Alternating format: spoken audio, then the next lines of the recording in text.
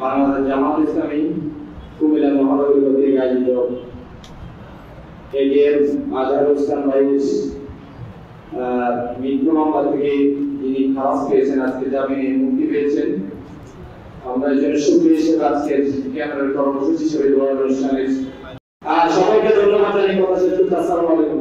এই পর্যায়ে বক্তব্য রাখার জন্য অনুরোধ করছি বাংলাদেশ জামাত ইসলামী কুমিল্লা মহানগরী সম্মানিত নায়েব আমির, কেন্দ্রীয় মজলিসুর সদস্য, বিশেষ অতিথি জেলা মহাসচিব, আমাদের সাবেক ভারপ্রাপ্ত সেক্রেটারি জেনারেল জনাব এজিএম আজহারুল ইসলামকে বাঁচিয়ে রাখা আর বিগত সরকারের ইচ্ছা ছিল তাকে দুনিয়া থেকে উঠে নেওয়া। আল্লাহর ক্ষমতা, আল্লাহকে আসিসুল হাকিম আবারও সেটা আমাদের সামনে সুস্পষ্ট হলো। আল্লাহ যাকে বাঁচিয়ে রাখতে চান, পৃথিবীর কোন শক্তি নাই তাকে হত্যা করার, তাকে মেরে ফেলা আছে। আর আমাদের 11 জন কেন্দ্রীয় নেতৃবৃন্দ ফাঁসিতে চলেছেন 5 জন, জেলখানায় ইন্তেকাল করেছেন 6 জন। এই 11 জনকে আল্লাহ শাহাদাতের মর্যাদা দেওয়ার সিদ্ধান্ত, পৃথিবীর কোন শক্তি নেই তাদেরকে বাঁচিয়ে রাখা আছেও, তাদেরকে শাহাদাতের মর্যাদা দেওয়ার আল্লাহর সিদ্ধান্ত, আল্লাহর সিদ্ধান্তে বিঘ্ন।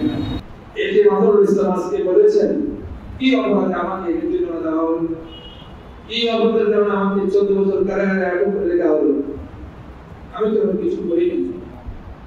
তো সমস্ত দেশবাসী, বিশেষ করে কুমিল্লাবাসী, আপনারা সত্য বিজয়ের জন্য, সত্যকে সামনে আরো প্রতিষ্ঠিত করার জন্য ঐক্যবদ্ধ হয়ে আগামী দিনে ইসলামী আন্দোলনকে আরো বেগবান করবেন ইনশাআল্লাহ। আল্লাহ রাব্বুল আলামিন আজহারুল ইসলাম সাহেবের জেলখানা থেকে মুক্ত হওয়ার মাধ্যমে বাংলাদেশ জামাত ইসলামীর জন্য একটি উন্মুক্ত পরিবেশ করে দিয়েছেন। 2010 সালের পরে আমাদের আসেনি।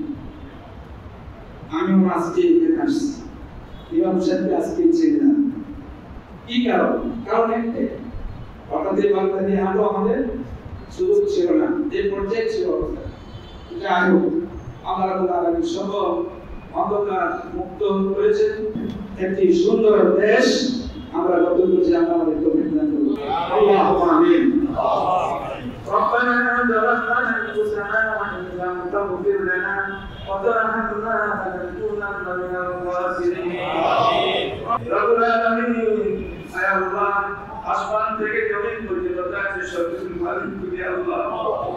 আয় আল্লাহ, তুমি আজহারুল ইসলামকে আল্লাহ বাঁচিয়ে রেখেছো, আমরা পেয়েছি সত্যতা।